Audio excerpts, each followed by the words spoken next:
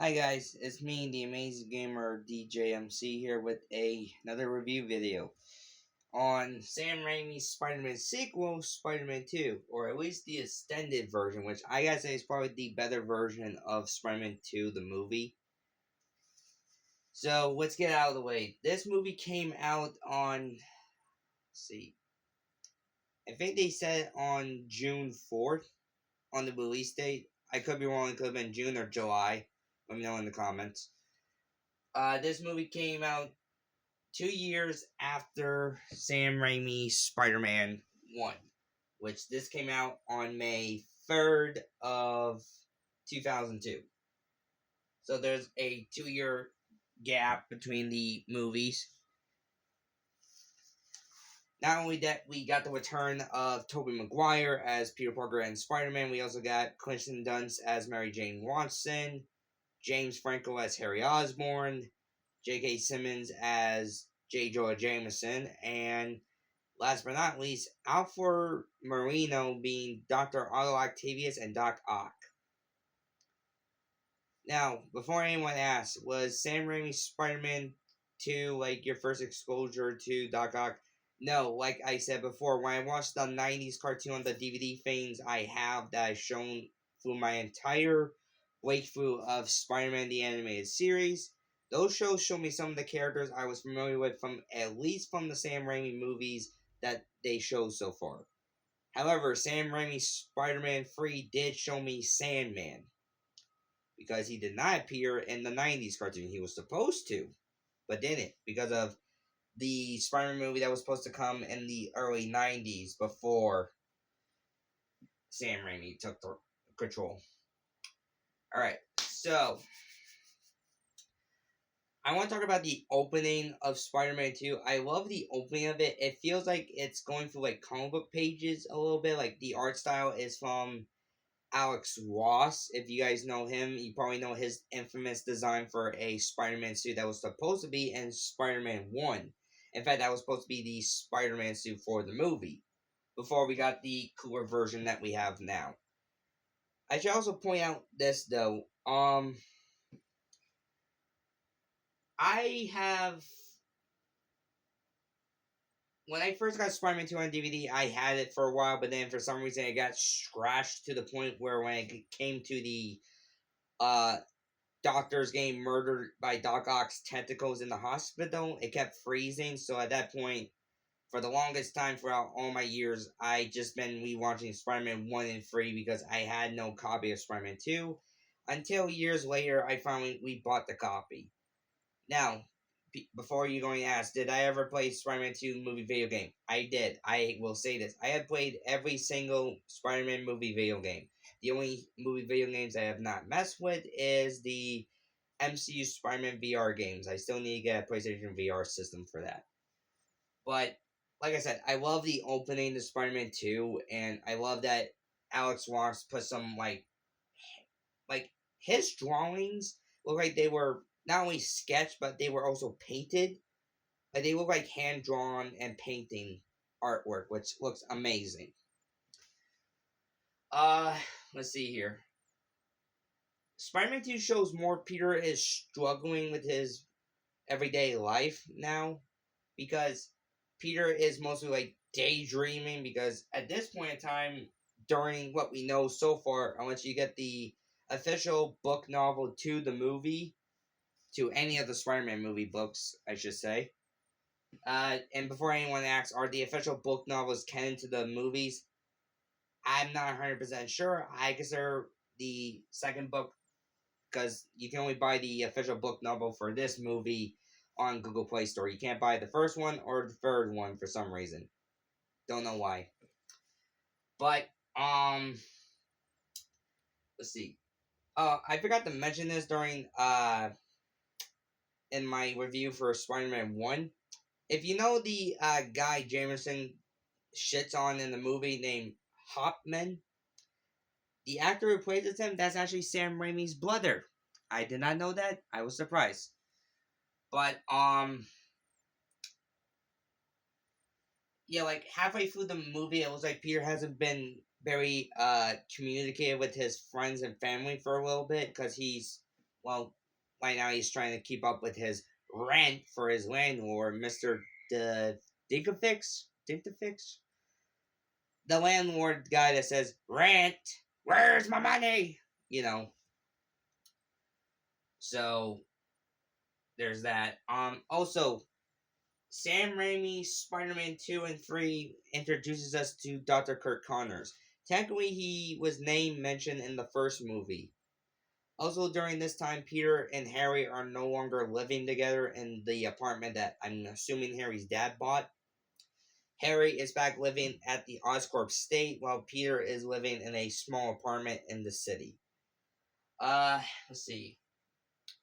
And of course, at the start of the movie, Peter looks at a billboard that has Mary Jane's face on it. She looks like she's achieved her dream, which that's good for her.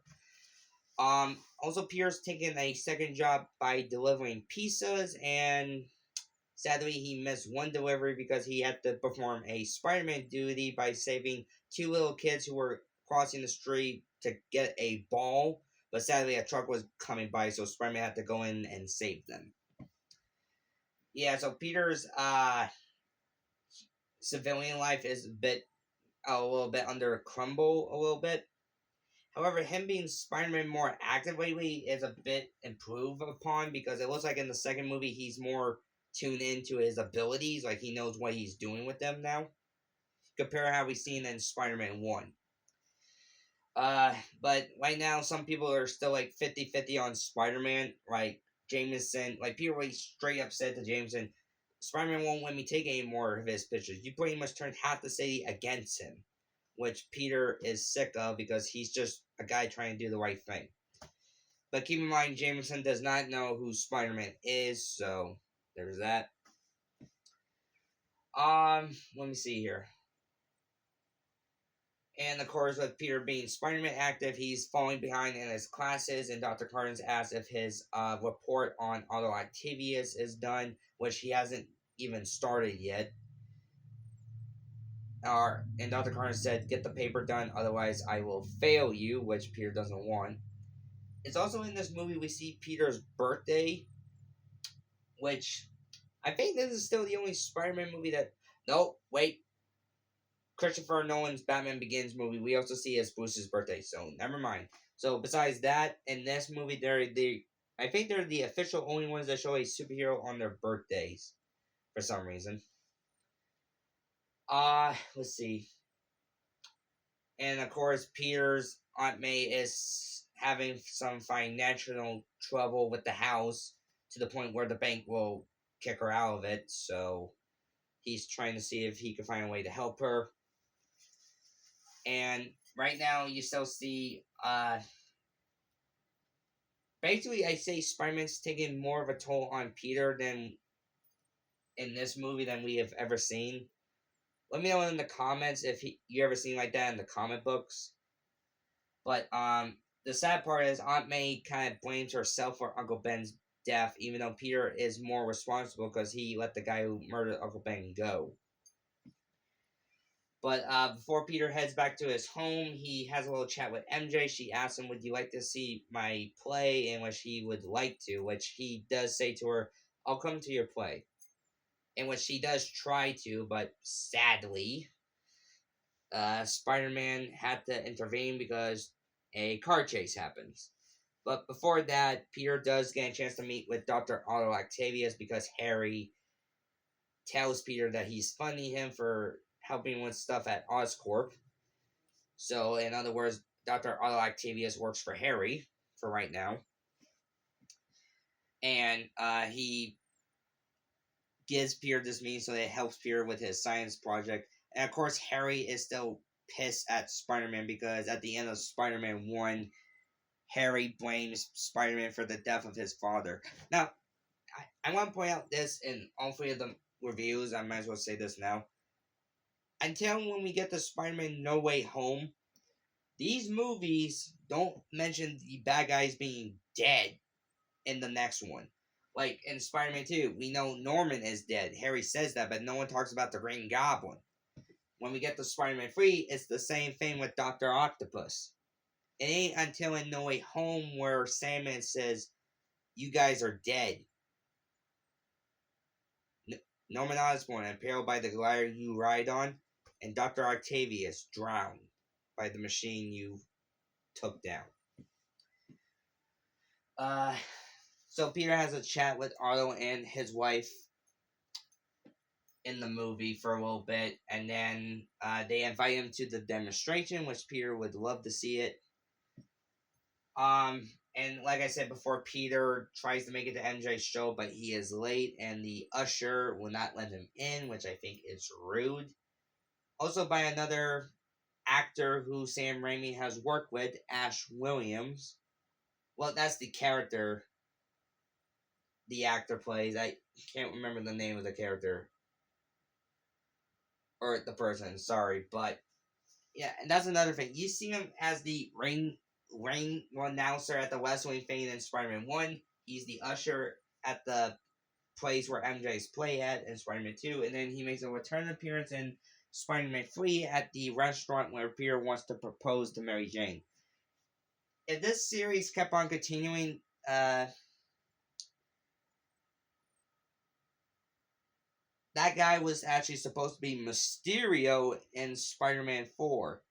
Now, was Mysterio gonna be the main villain? No, it was just a character to show he does exist. Let's see here. But, when Peter's trying to catch up with the police for another crime that might need assistance from him, his powers start to, like, disappear on him to the point where he's about to shoot another web line from his spinnerets from his wrists, but nothing comes out. It makes a squirt sound, and he's like falling, but of course he doesn't die because superhuman strength. But he looks at his wrist and he's wondering, okay. Now, in the normal version of the movie, there's that guy with the dog, and he talks to Peter. It's like an awkward elevator line, and he says, "Cool Spidey outfit." And of course, there's that infamous joke of Peter saying, it gets kind of itchy to the point where he says, rides up to the crotch a little bit too. In this version, the elevator scene is more extended. Like the guy with the dog says he appreciates what Spider-Man does, even tried to give him some advertisement, like talk to him about making a children's book similar to Charlotte's Web, a men's cologne, something based around his web, which is a hammock, which, to be honest, that is kind of like web-based if you think about it. And tries to get Peter a card, but Peter says, don't have any pockets, so there's that. And of course, Peter goes to the demonstration, but it goes fucking haywire to the point where Dr. Octavius loses his wife in the process, and what's worse, the inhibitor chip he has that keeps the arms AI from controlling him, it gets fried to the point where the arms are now sanctioning it on their own. This is where I'm going to get to the hospital scene. I'm going to say this. There are some scenes in the fucking Sam Raimi Spider-Man trilogy that Sam Raimi decides to make it look like a horror movie. Because everybody in that operating room in the hospital get fucking iced. They get killed. I mean, shit, one doctor who had a machete for some reason launches up to the lamp thing in the room, and he gets electrocuted like a motherfucker, which is damn. And of course, you see that Asian woman screaming as she's getting dragged into the darkness, and it's just fucking horrifying. Like, it gives you a fucking jump scare. Let's see. But, of course, the tentacles convinced Otto that the experiment did not go wrong. It was somewhat working. It did for a little bit, but there was some problems. But the tentacles have a bit more control of Otto's mind, to the point where he is going to rob a bank, and it so happened to have to be the same bank that Peter and his Aunt May are at. This is the only Spider-Man movie where we see Peter's Aunt May is in danger. It involves him saving her as Spider-Man. I love the extra fight scenes in this movie, especially the train and then during the bank. Like, especially when Peter's trying to catch up to Aunt May before she falls. But, of course, Dr. Octavius ain't letting it happen. Because there's just an extra scene of him just wailing on Otto's face, and even does like a close up because it looks like Otto is drunk a little bit. But it is cool, and plus Peter does save her. But during Inside the Paint, Peter was trying to shoot another webbing at Doc but of course nothing came out, so Peter doesn't know what's going on with his powers. Let's see here. Peter goes to a event that Mr. Jameson needs him at because it's related to his son, which, by the way, we see the only time we ever see J. Jonah Jameson's family members. We see his wife and we see his son, John Jameson, the astronaut, who is currently Mary Jane Watson's boyfriend. To the point where she said, "Yes, I will marry you," and of course Peter's like, "Oh no." But the reason he's not with MJ, because at the end of the first movie, because everything what happened with her with the Green Goblin, he doesn't want to repeat that. That's why he stays remain friends with MJ. That way he's protecting her without revealing that he is Spider-Man. But of course MJ kind of figures it out because I'm gonna point something at the end of the first movie. Before we see the final swing in Spider-Man 1, when MJ kisses Peter and after he left her, she realized the kiss seemed familiar and she might have put two to two together that Peter and Spider-Man might be the same person. But she wasn't still sure at the time. So, yeah. I should mention this. If you guys did play Spider-Man 2, the movie video game, originally Black Cat was actually supposed to be in the movie. But that's why she's in the video game version. Let's see. But after Peter finds out the news with MJ, he goes out night for a late night swing, and his powers start to fail on him again.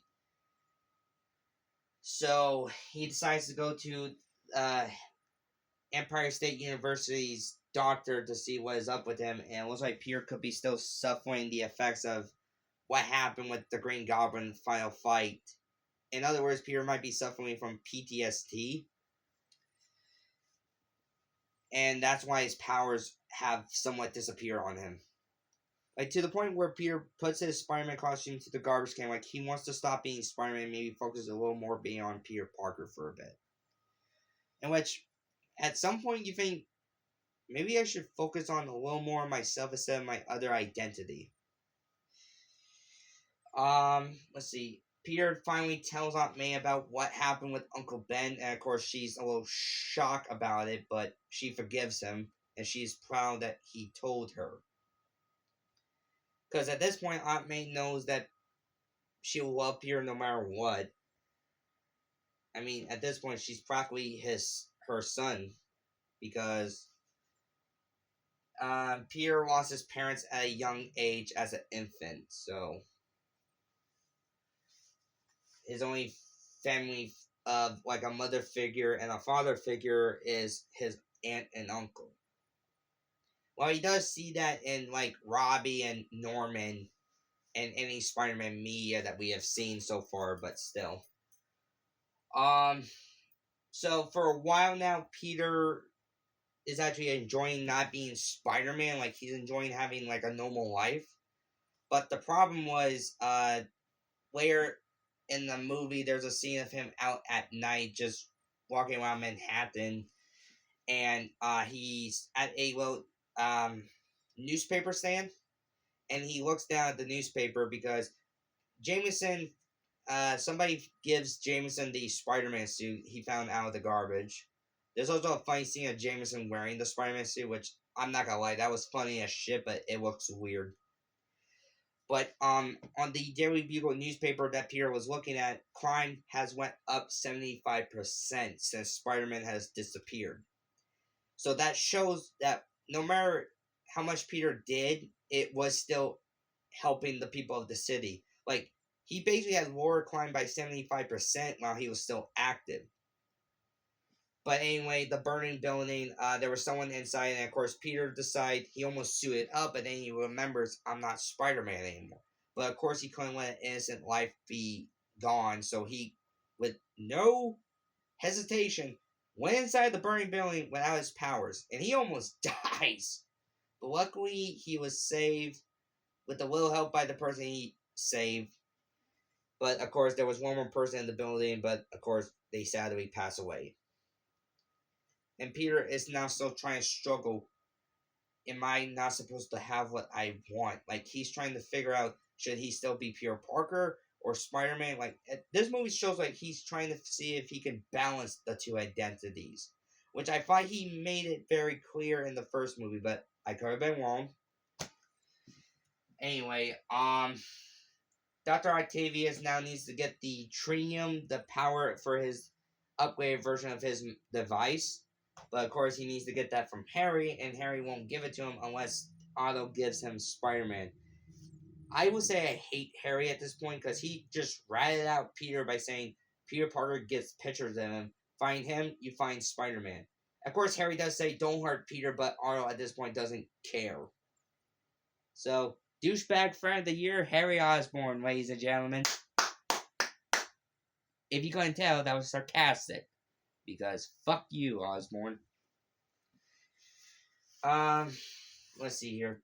There's a nice coffee scene between Peter and Mary Jane, and MJ asks Peter to kisses her, which he's about to, and then a split instant Peter's powers does come up because his spider sense reactivate to tell him move out of the way, which he does, and even gets MJ out of the damaged collateral as well.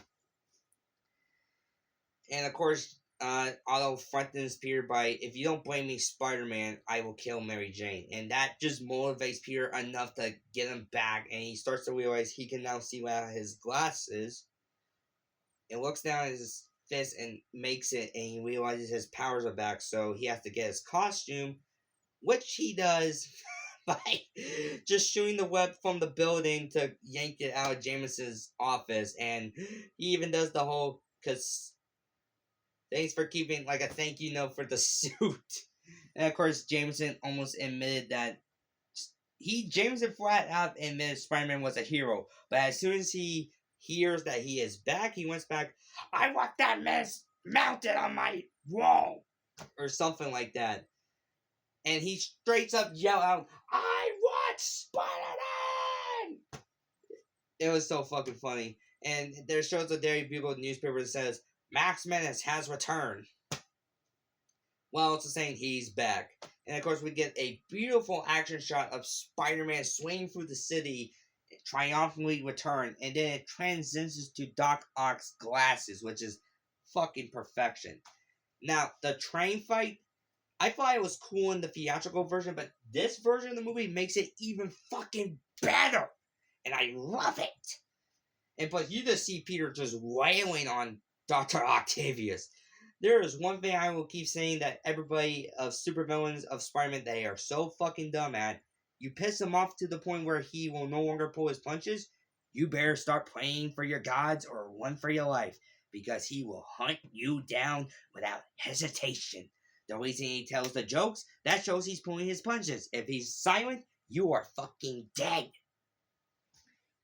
And of course, Doc Ock had a plan on now carrying out Spider-Man, so that way he's too weak to fight him back, by making the train go haywire to the point where innocent people get killed if the train isn't stopped fully. And Peter does try to stop the train every possible way, to the point where he shoots multiple web lines on the side of the buildings to slow down, which it does work.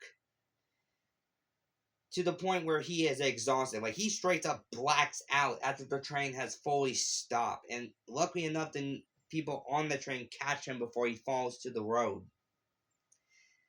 Now, at this point, Peter is now nervous because people can now see Peter's face. Because Doc Ock took out the switch that controls the train's speed, and Spidey's mask got hit with a electrical fire spark flash, and Peter took his mask off so he could see what the situation. And lucky enough, two lucky kids managed to grab the mask and give it back to him.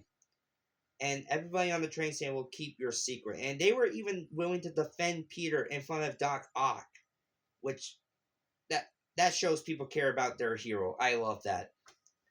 But of course, Peter is too weak to fight, so he just lets Doc Ock knock him out. Well, I should say let, but let's be honest, I think he did so that way no more innocent people are gonna get hurt because that's a very tight space in a train car. So he brings Peter to Harry while unconscious, and Harry now finds out Peter is Spider-Man because he was about to stab him with a dagger because he wants to look in Spider-Man's eyes while on Max to see what he looks like before he died. Let's see. Actually, hang on a sec. So Peter asks Harry where is Dr. Octavius, which Harry does give out because he doesn't want MJ to die. Because keep in mind, during the first movie, MJ and Harry were a couple. Also, for some reason in the second movie, Harry's hair was a bit curly for some reason. I don't know why. But besides that, Spider-Man finds the abandoned warehouse that Doc Ock is at with his device and also holding MJ. He swings into action, saves her, and even manages to bring Doc Ock back to his senses. And they're trying to figure out how to stop the machine, and Doc Ock only suggests it can only be drowned because at this point the power of the sun is now self-sustaining, which is not good. So Dr. Octavius at the end redeems himself, and MJ finds out Peter is Spider-Man. And later on in the film, she even leaves Jameson's son for Peter. And the final swing in this movie is so like the first one was awesome, but one sec. Like the final swing in Spider-Man 2 is so even cooler, and this is where the last time we see a final swing in the Spider-Man movie for the Raimi trilogies, because I'm just gonna say this. I will at least say this again in Spider-Man 3, but in Spider-Man 3 there's no final swing. However, there is a final swing moment in the video game version of the Spider-Man 3 movie for some reason. But let's see. How do I rate Spider-Man 2, the extended version? I give it a fucking 11 out of 10 because fuck yeah, it's a lot more better than the theatrical version. So if any of you guys agree with me, that's good. If you don't, that's up to you. This is my perspective of the movie. Anyway, I hope everyone's having a spectacular day. I would recommend getting these two versions of the movie. Like the more extended version, it might make the movie a bit better. But anyway. Actually, wait, I should say this. I think there was one scene I think they could have left out. I think it was that scene with MJ with her friend to pick out their wedding dress, I think. I think that scene was kind of somewhat boring, so I don't think it needed to be in there at all.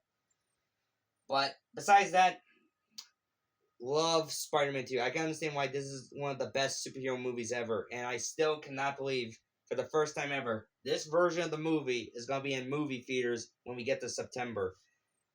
Now you may be asking, what's this about? For some reason, Sony is relaunching the Sam Raimi Spider-Man trilogy back in the movie theaters again.